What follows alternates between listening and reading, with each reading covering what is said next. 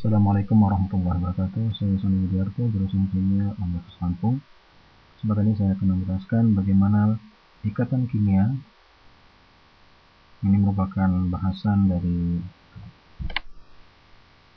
buku kimia dasar, Mancang, jilid 1, bab 9 mengenai ikatan kimia.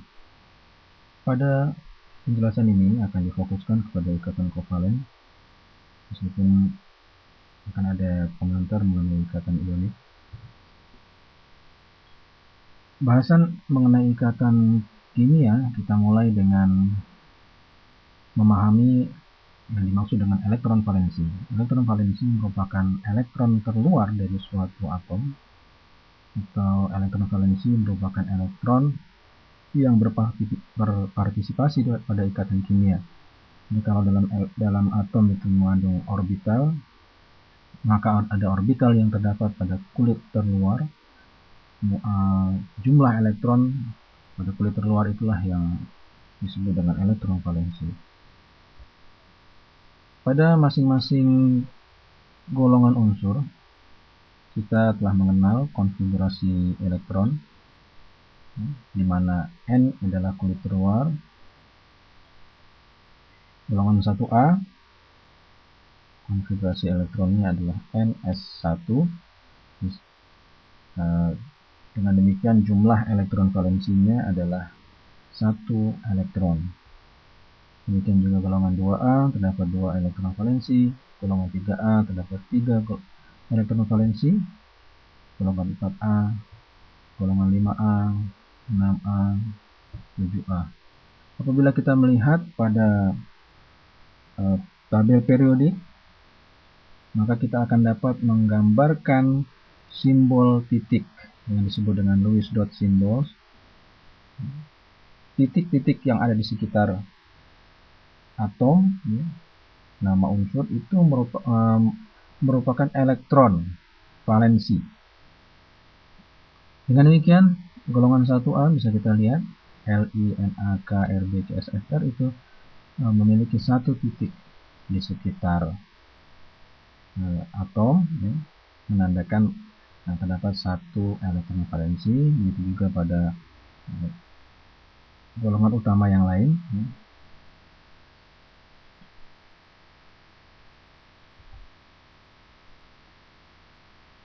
Terlebih dahulu kita akan masuk pada bahasan ikatan ionik.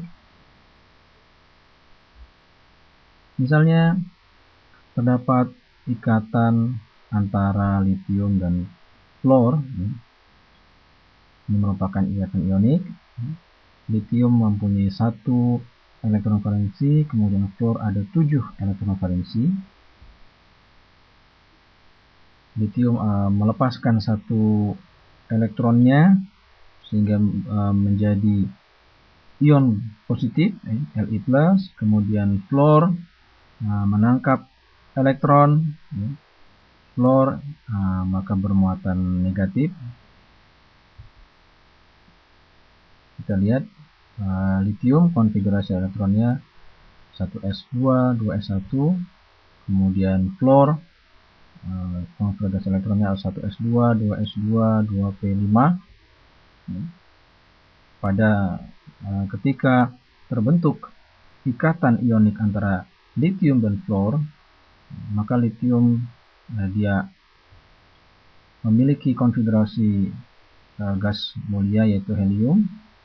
Demikian juga fluor, dia akan menyempurnakan konfigurasi elektronnya sebagai konfigurasi neon. Gambarannya demikian. Litium dia melepaskan elektron, kemudian fluor dia menangkap elektron. Jadi terbentuklah ikatan ionik antara litium dan fluor. Di dalam ikatan ionik ini terdapat gaya atau terdapat energi yang disebut dengan energi elektrostatik. Itu energi yang dibutuhkan untuk memisahkan 1 mol senyawa ionik padat menjadi ion-ion gas. Jadi energi elektrostatik ini juga bisa menggambarkan kekuatan daripada ikatan ion. besarnya energi elektrostatik itu sama dengan K itu merupakan konstanta, kemudian Q plus itu adalah muatan dari kation, Q negatif adalah muatan dari anion, dan R-nya adalah jarak antara kedua ion. Jadi energi statik akan meningkat, E akan meningkat jika Q, besarnya Q ini meningkat, atau jika R akan berkurang.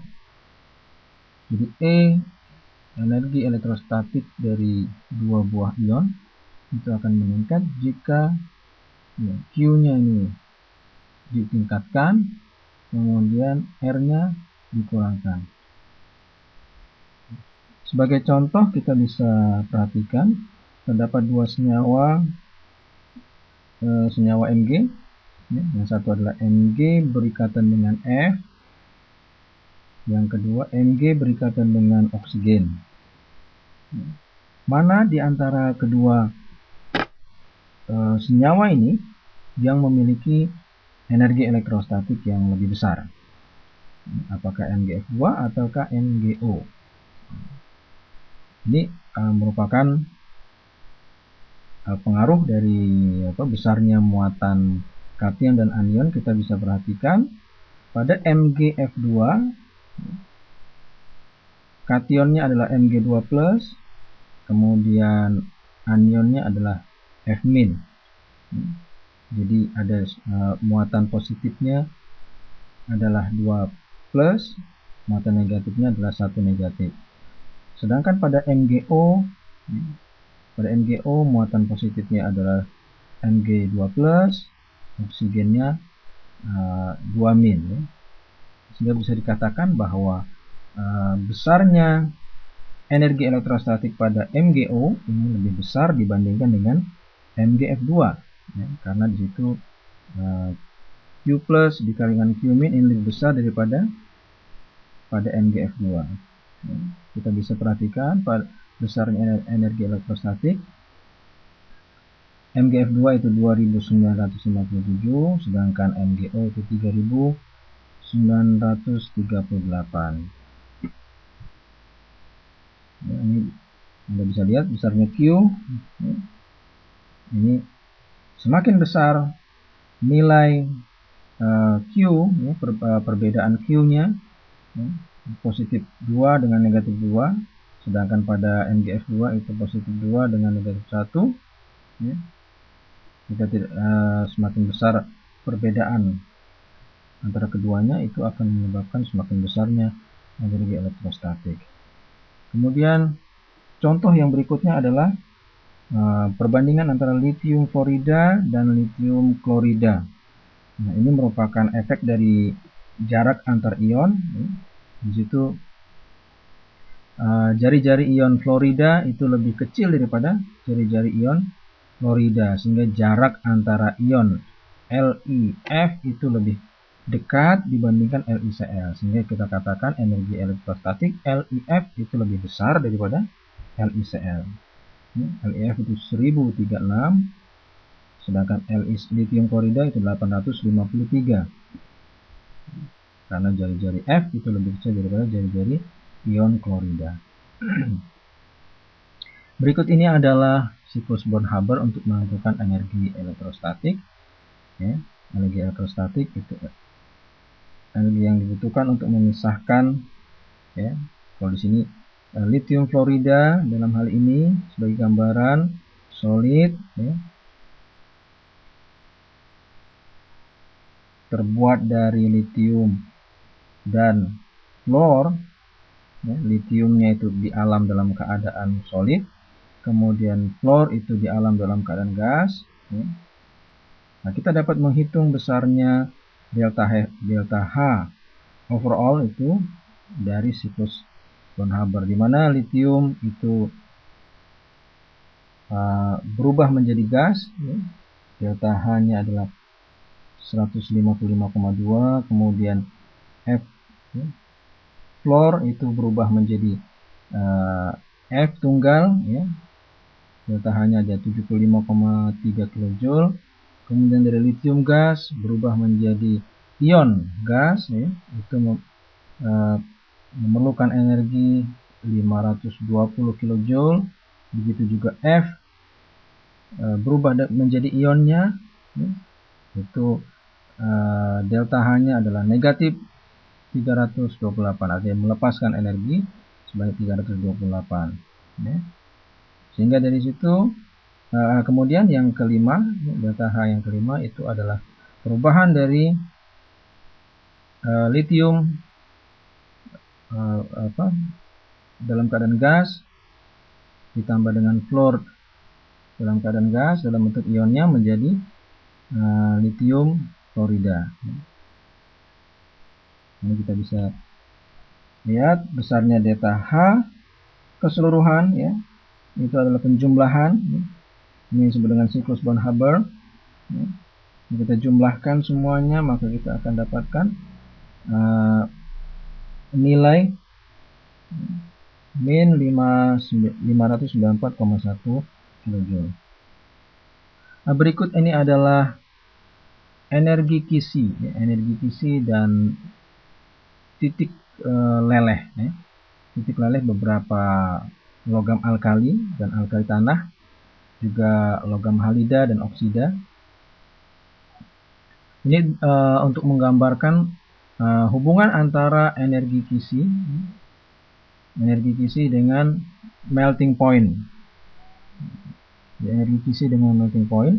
Melihat di situ LIF itu 1017 kJ per mol, ya. Sehingga melting pointnya adalah 845. Secara umum semakin besar energi kisi itu akan semakin besar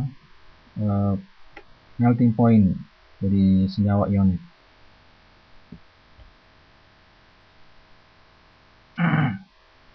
Sini ada gambaran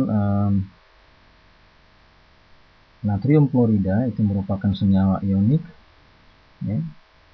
Senyawa ionik itu bisa NaCl itu bisa diperoleh dari penambangan garam, ya, dari mineral, ya, atau dengan menguapkan air laut, ya, menjadi NaCl. Setelah kita membahas tentang ikatan ionik, kita akan melihat sekarang bagaimana ikatan kovalen. Ikatan kovalen adalah ikatan yang terbentuk karena pemakaian bersama dua elektron oleh dua atom. Jadi berbeda dengan ikatan ionik. Dengan ikatan ionik itu adalah salah satu ion itu memberikan elektron, ion yang lain menangkap elektron. Tetapi pada ikatan kovalen itu penggunaan bersama, ya, pasangan elektron. Di situ dikatakan kenapa dua atom berbagi elektron. Kita perhatikan untuk dua buah atom, ya, fluor, ya, ketika dia akan membentuk ikatan, ya, ketika dia harus memenuhi ikatan oktet,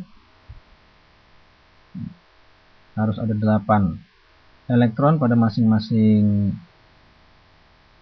atom, ya, maka dia harus berbagi pasangan elektron, ya, dimana ke semua atom ini memiliki 8 elektron. Semua atom memiliki 8 elektron, sehingga dia harus sharing elektron, berbagi pasangan elektron.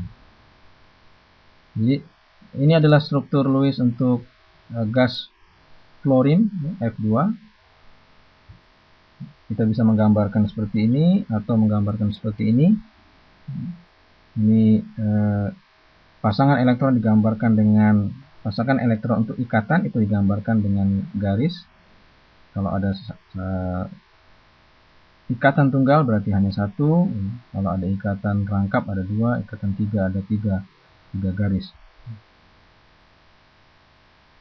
Dan di sekitar fluor itu ada pasangan elektron yang disebut dengan pasangan elektron bebas, ya, yaitu pasangan elektron yang tidak digunakan untuk berikatan. Nah, karena ada satu pasangan elektron yang digunakan untuk atau digunakan bersama, digunakan untuk berikatan, masuk dikatakan adalah ikatan kovalen tunggal.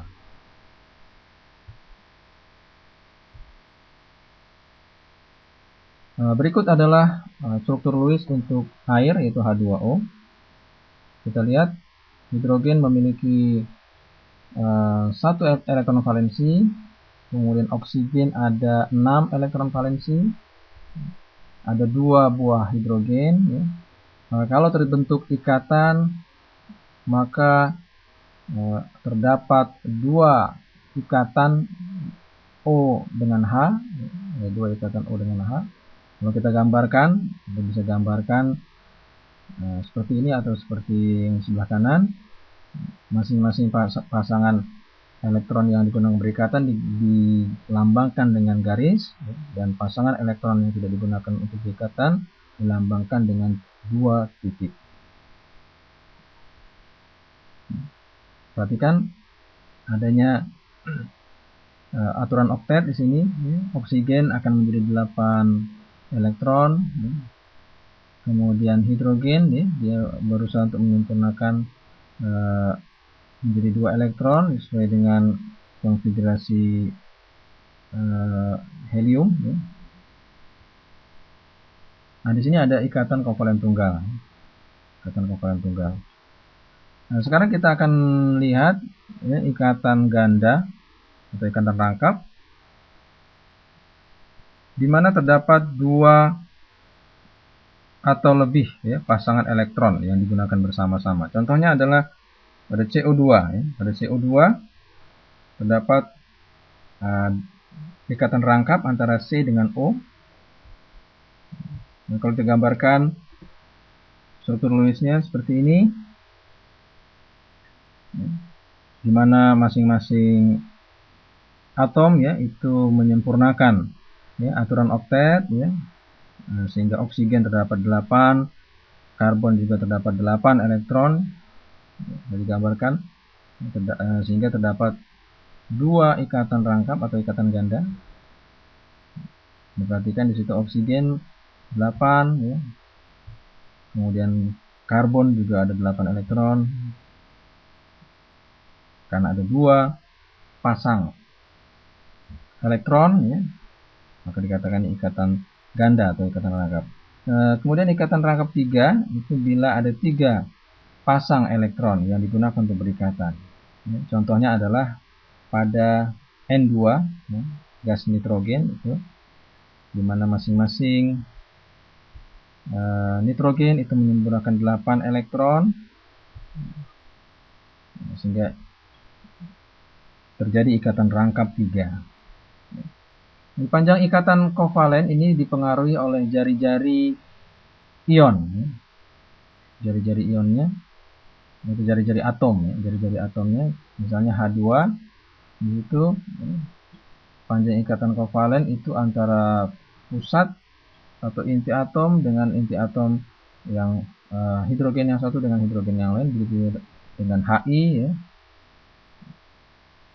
Ini bisa digambar, bisa Anda lihat bahwa semakin besar jari-jari atom, ini akan semakin besar panjang ikatan kovalennya. Dan untuk pasangan atau untuk ikatan rangkap itu memiliki panjang ikatan yang lebih kecil daripada ikatan tunggal. Begitu juga ikatan rangkap 3 itu lebih kecil daripada ikatan ganda atau ikatan rangkap 2.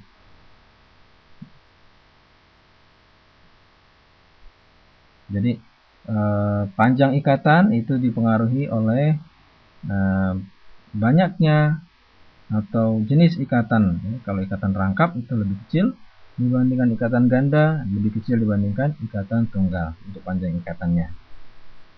Nah, ini perbandingan antara ikatan ionik dengan ikatan kovalen. NaCl merupakan senyawa ionik, sementara CCl4 itu berikatan kovalen.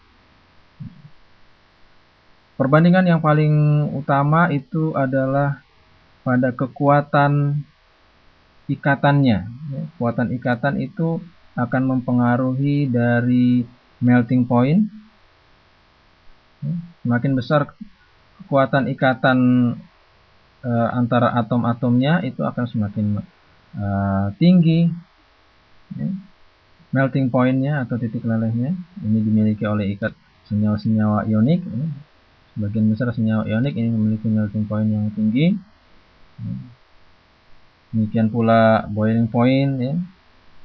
Kemudian kalor penguapan molar, ya, juga lebih besar untuk ikatan ionik. Kemudian density atau kerapatan, dan solubility in water, kelarutannya dalam air.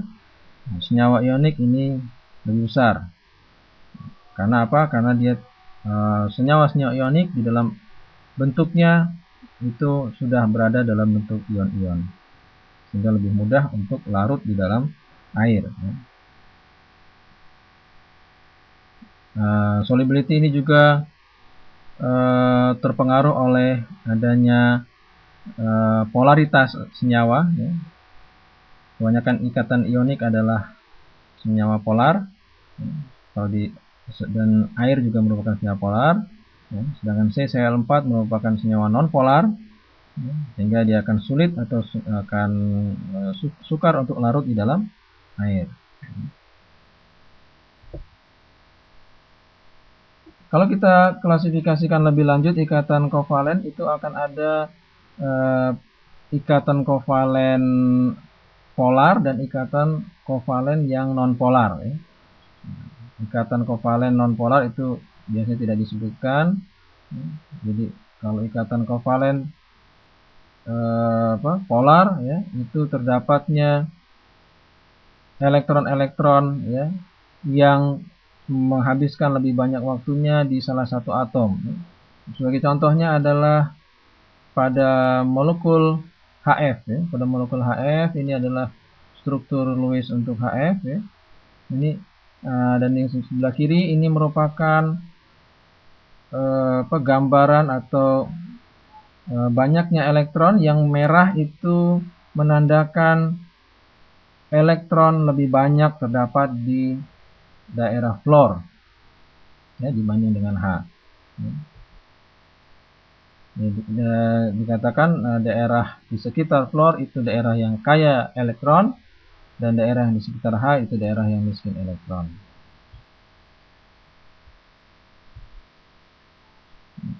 Sehingga dikatakan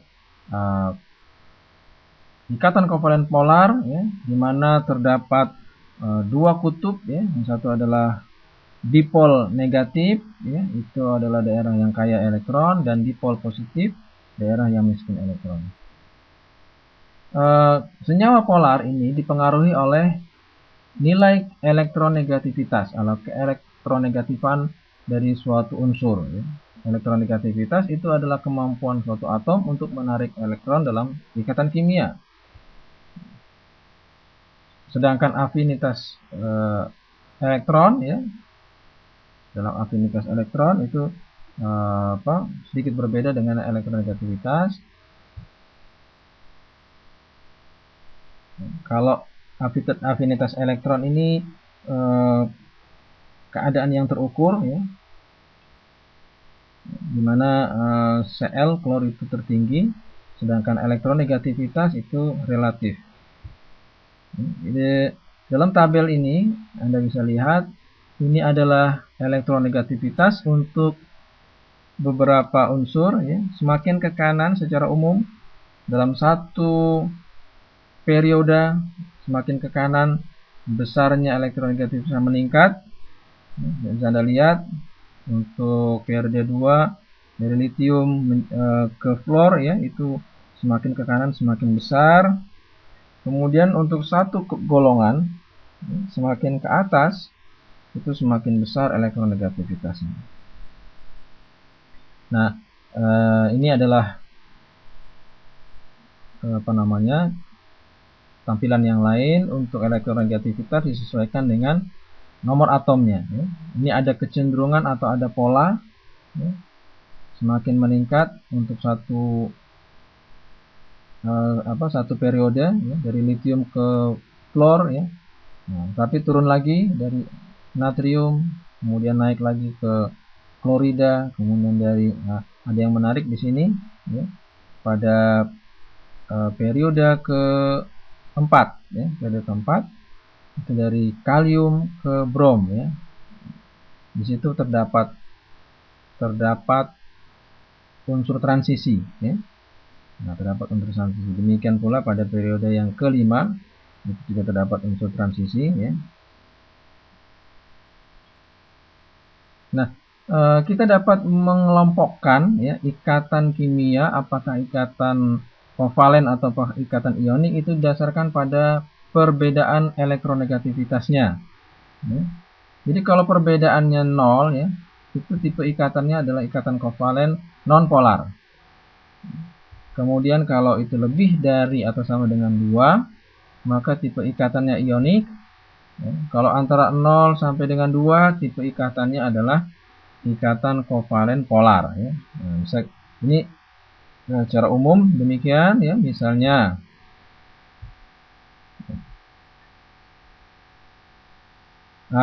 ini bisa juga kita katakan meningkatnya perbedaan elektronegativitas, ya. Ini senyawa-senyawa kovalen nonpolar, ya. Itu perbedaan elektronegativitasnya itu kecil, ya. Kemudian kalau yang polar itu antara 0 sampai dengan 2, dan kalau perbedaan elektronegativitas itu sangat besar, ya, itu akan membentuk ikatan ionik, ya. Dimana ikatan kovalen nonpolar, ya, itu dia berbagi elektron, sharing elektron. Kemudian ikatan kovalen polar itu transfer sebagian elektron, ya. Kemudian ikatan ionik itu adanya transfer elektron. Nah, karena kita mencoba, kita berlatih untuk menentukan atau mengelompokkan, ya, di antara senyawa berikut, apakah senyawa ionik, senyawa kovalen polar, atau senyawa kovalen nonpolar. Ya, misalnya pada ikatan CsCl, ya, cesium itu merupakan golongan 1A, klor itu merupakan golongan 7A, ya. Dengan demikian memiliki harga elektronegatif yang cukup tinggi perbedaannya. Cesium itu 0,7, klor itu 3, jadi selisihnya itu 2,3, sehingga kita katakan CsCl. Cesium klorida merupakan senyawa ionik. Nah, kemudian pada H2S, ya, hidrogen itu 2,1, sulfur itu 2,5, ya, maka perbedaannya itu sekitar 0,4, maka ini merupakan senyawa kovalen polar, ya.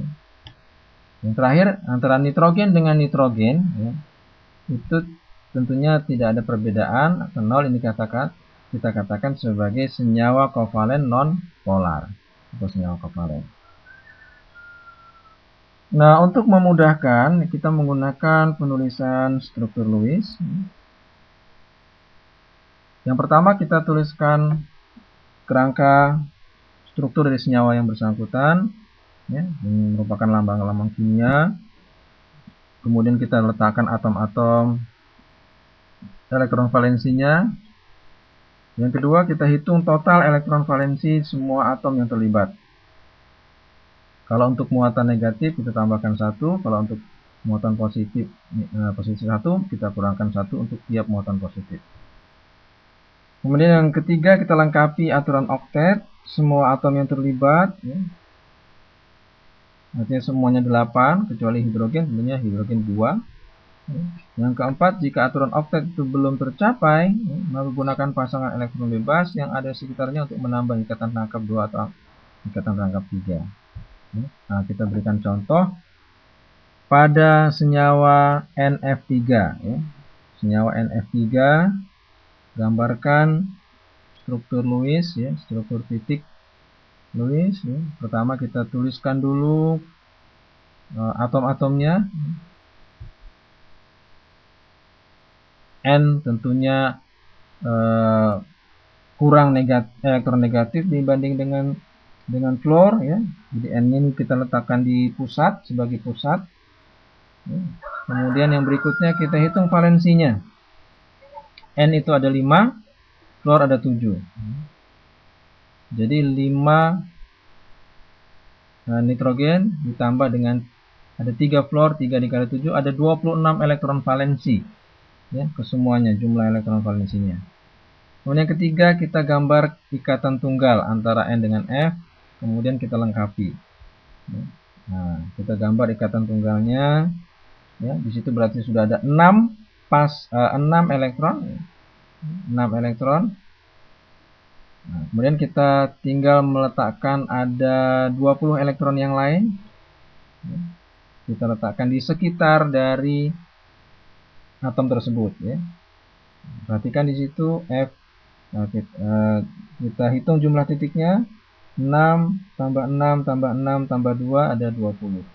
Berarti total semuanya 26. Maka kita telah berhasil menggambarkan struktur Lewis dari nitrogen trifluorida. Ini aturan oktetnya sudah betul, ada 8 semua.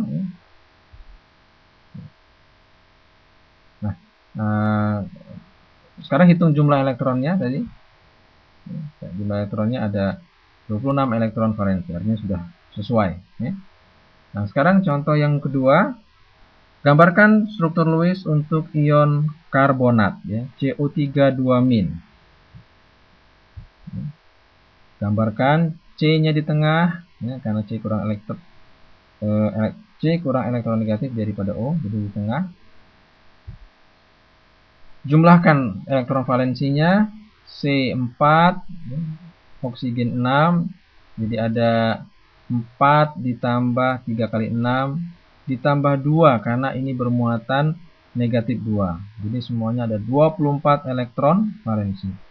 24 elektron valensi. Kemudian yang ketiga kita gambar ikatan tunggal antara C dengan O. Gambarkan ada 3 ikatan tunggal, berarti sudah ada 6 elektron. Maka ada 18 elektron lagi kita sebar di antara di sekitar atom-atomnya. Oke, setiap atom itu sesuai dengan aturan oktet. Semua ada 8. Sekarang kita hitung. Ini semua sudah 8, ya. Sekarang kita hitung, periksa. Ternyata jumlahnya bukan 24 tapi 26. Berarti ada kelebihan 2 elektron. Kelebihan 2 elektron ini berarti salah satu ikatan antara C dengan O mestilah ikatan rangkap. Ya, ikatan rangkap. Nah, jadi ini ada 4 elektron, ini kita jadikan sebagai ikatan rangkap. Yang 2 ini harus hilang. Nah, ada ikatan rangkap. Kemudian yang 2 tadi, 2 di atas itu hilang, ya. Yang 2 di atas itu hilang, sehingga kalau di total semuanya 24 elektron, ya. Oke. Berikutnya adalah menggambarkan ikatan pada formaldehid, ya, CH2O. Jadi kalau kita gambarkan ada 2 struktur yang mungkin, ya. Ini kedua-duanya mematuhi aturan oktet, ya. Kedua-duanya betul, ya, tapi kita mau melihat mana yang paling tepat, ya. Nah, caranya adalah dengan menghitung muatan formal dari masing-masing atom. Muatan formal itu adalah jumlah elektron valensi, ya, dalam atom bebas dikurangi jumlah elektron dimiliki oleh atom tersebut dalam struktur Lewis, ya. Ini secara rumusnya, muatan formal itu total jumlah elektron valensi pada atom bebas, atom yang tidak berikatan, dikurangi total jumlah elektron yang tidak berikatan, ya, dikurangi dengan setengah kali total jumlah ikatan elektron, ya. Contoh, ya, jadi jumlah muatan formal itu sebanding dengan muatan pada molekul atau ion, ya. Nah, ini adalah struktur yang pertama, formaldehid. Kita akan hitung masing-masing muatan formalnya. Jumlah elektron 12 elektron. Kemudian oke, ya, di situ ada 2 ikatan tunggal, ada 1 ikatan ganda, ada 2 pasang elektron bebas. Nah, jadi kita hitung, ya, muatan formal untuk C, ya, muatan formal untuk C sama dengan pada C, perhatikan jumlah elektron valensi atom bebas ya. C itu 4 ya. Jumlah elektron valensinya dikurangi jumlah elektron yang tidak terikat ya, terdapat 2 elektron ya, karena ada sepasang elektron bebas ya. Kemudian dikurangi setengah kali total jumlah ikatan elektron ya. Elektron yang berikatan ada 6, berarti setengah dikali 6 ya, 4 dikurang 2 dikurang 3 ya, dengan min 1. Berikutnya ya, adalah muatan formal pada oksigen ya, sama dengan oksigen elektron valensinya 6 dikurang 2 ya, elektron yang tidak berikatan dikurang setengah dikali 6 ya. Jadi 6 dikurang 2 dikurang 3 positif 1 positif 1. Ini yang kedua, struktur yang kedua ya, sama. Sekarang muatan formal untuk C 4 dikurang 0 ya, karena tidak ada elektron yang tidak berikatan, semuanya berikatan, dikurang setengah dikali ada berapa pasang, ada berapa ikatan di situ, 1 2 3 4 ya, setengah dikali 8, artinya ada 8 elektron. Jadi 4 dikurang 0 dikurang 4 sama dengan 0.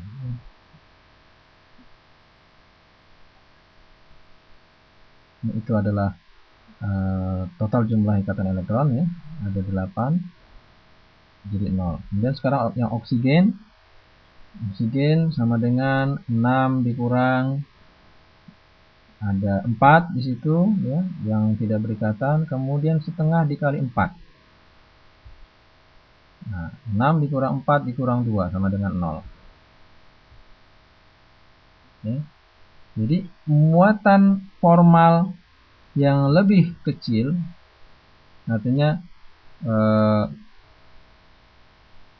bukan tanda positif negatifnya itu diabaikan ya. Yang lebih 0 artinya lebih rendah, itu yang disukai adalah yang 0 ya. Ini adalah struktur yang paling disukai atau yang paling baik untuk apabila terdapat 2 atau lebih struktur yang memiliki kemungkinan yang sama. Di dalam hal ini formaldehid ya, ini adalah struktur yang paling tepat ya. Struktur yang kedua ini lebih tepat dibandingkan yang struktur yang pertama, karena muatan formal untuk C dan O itu yang paling rendah ya. Nah, ini adalah beberapa aturan ya, muatan formal dan struktur Lewis. Pada molekul netral, struktur Lewis tanpa muatan formal lebih disukai dari struktur dengan muatan formal. Kemudian struktur Lewis dengan muatan formal yang besar kurang disukai dari struktur dengan muatan formal yang kecil. Ya, di antara struktur Lewis dengan distribusi muatan formal yang serupa, struktur yang paling disukai adalah struktur yang muatan negatifnya berada pada atom yang lebih elektronegatif. Nah, misalnya mana struktur Lewis bagi CH2O? Apakah yang ini atau yang ini? Nah, tentunya yang sebelah kanan ya, tadi sudah dibahas. Kemudian ada struktur resonansi. Struktur resonansi merupakan dua atau lebih ya, struktur Lewis untuk satu molekul yang tidak dapat dinyatakan secara tepat mana yang benar ya. Jadi itu kita katakan semuanya benar sehingga dikatakan struktur resonansi. Misalnya pada O3, pada ozon ya, ini terdapat 2 struktur ya. Nah, ini dikatakan struktur resonansi karena sebenarnya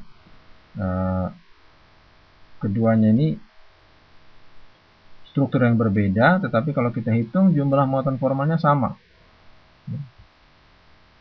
Jadi ini struktur resonansi. Nah, ini ada pertanyaan, apakah struktur resonansi dari ion karbonat CO3 2-? Nah, ini jawabannya ya. CO3 2-. Ya. Ini terdapat 2 struktur resonansi atau 3 struktur resonansi. Ya. Ini struktur yang paling mungkin dan ketiga-tiganya itu benar ya. Kalau kita hitung jumlah muatan formalnya itu sama.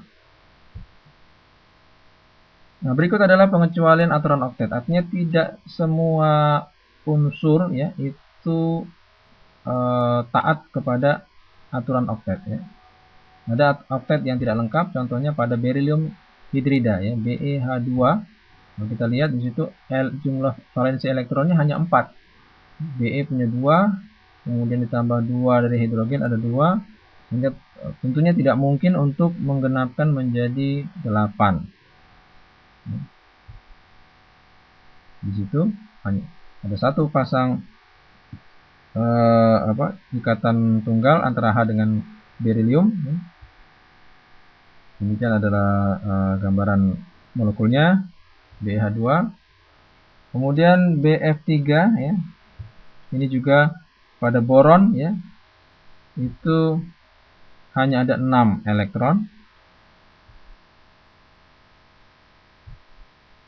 Boron hanya ada 6 di situ. Demikian adalah gambar molekulnya ya. Ini yang tidak lengkap ya. Kemudian ada yang berelektron ganjil. Contohnya adalah pada senyawa nitrogen monoksida NO. Jumlahnya 5 ditambah 6 berarti ada 11 elektron. Nah, ini gambarnya adalah demikian. Pada oksigen itu menyempurnakan aturan oktet, sedangkan pada nitrogen itu hanya ada 1, 2, 3, 4, 5. Ya, 1, 2, 3, 4, 5, 6, 7. Ada 7 elektron, sedangkan oksigennya ada 8. Ya, ini ada yang 7. Kemudian oktet yang diperluas, yaitu atom-atom dari unsur-unsur dengan bilangan utama kuantum di atas daripada 2. Ya. Ini contohnya pada sulfur klorida ya, SF6, di mana terdapat 48 elektron totalnya, sehingga di situ sulfurnya itu totalnya ada 6 kali 2 12. Ya. Pada sulfur ada 12 elektron. Ya. Kemudian kita akan melihat pada energi ikatan. Ya. Energi ikatan itu adalah delta H atau entalpi yang diperlukan untuk memutuskan ikatan di dalam 1 mol gas. Dalam 1 mol molekul gas. Jadi misalnya pada H2 ya, H2 itu berubah menjadi hidrogen gas ya.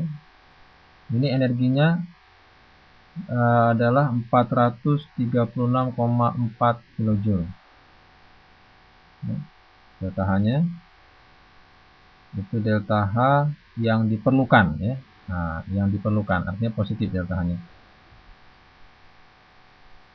Kemudian pada Cl ya, Cl2 itu untuk memutuskan ikatan antara Cl itu diperlukan energi 242,7 kJ. Kemudian pada H dengan Cl, pada HCl itu 431,9 kJ. Kemudian antara oksigen dengan oksigen itu 498,7 kJ. Ya, ini perlu diperhatikan, ini oksigen itu terdapat 2 ikatan ya, atau 2 pasang ikatan. Kemudian ini pada nitrogen ini ada ikatan rangkap 3 ya. Nah, dari sini kita bisa melihat bahwa energi ikatan tunggal itu lebih kecil ikatannya. Energi yang dibutuhkan untuk memutuskan ikatan tunggal itu lebih kecil dibandingkan yang untuk memutuskan ikatan ganda maupun ikatan rangkap 3. Nah, berikut adalah energi ikatan ya untuk molekul-molekul poliatomik ya. Ini tabel ya.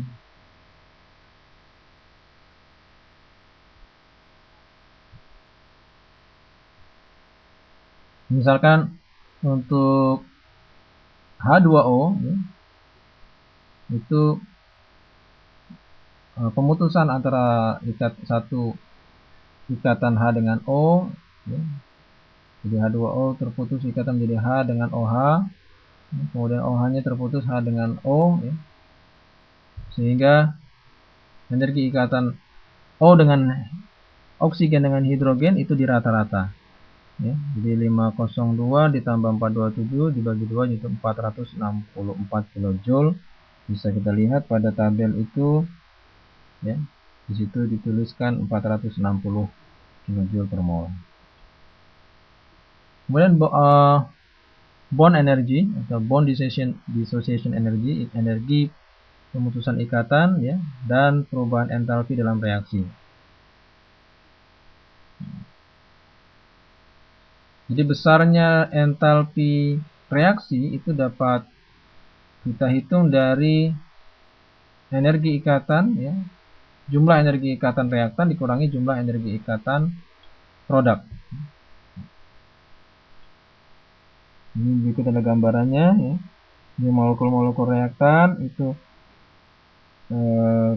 berubah dulu menjadi atom ya, kemudian atom-atom menghasilkan molekul produk ya.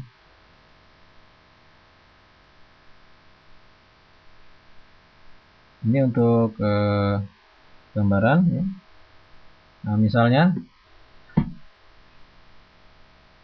reaksi H2 dan Cl2 menghasilkan HCl. Yang pertama adalah pemutusan ikatan antara hidrogen dengan hidrogen, kemudian klor dengan klor terputus, kemudian terbentuk ikatan yang baru. Jadi ini reaksi kimia ya, adalah terputusnya ikatan yang lama, kemudian terbentuknya ikatan yang baru, sehingga kita dapat menghitung delta H reaksi ini dari nilai energi ikatan, selisih energi ikatan antara reaktan dengan produk. Ini juga merupakan reaksi misalnya H2 dengan O2, berarti terputusnya dua ikatan hidrogen, kemudian satu ikatan oksigen terputus, kemudian terbentuk ya, ikatan H2O. Nah, berikut adalah soal gunakan energi ikatan untuk menghitung perubahan entalpi H2 ditambah F2 menghasilkan 2HF. Delta H entalpi itu dapat dihitung dari jumlah bond energi atau energi ikatan reaktan dikurangi jumlah energi ikatan produk. Kita dapat membuat tabel seperti ini. Jadi ikatan yang terputus itu adalah antara H dengan H ya. Ikatan yang terputus ada satu ikatan.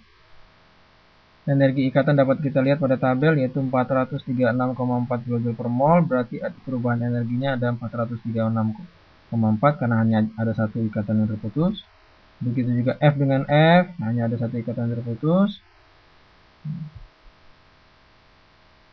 Dan ikatan yang terbentuk ya, itu ada dua ikatan H dengan F ya.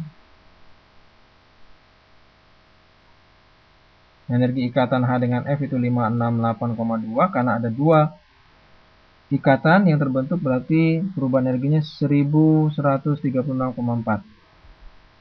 Nah, jadi delta H-nya adalah 436,4 ditambah dengan 156,9. Ini adalah reaktan dikurang dengan 2 dikali 568,2.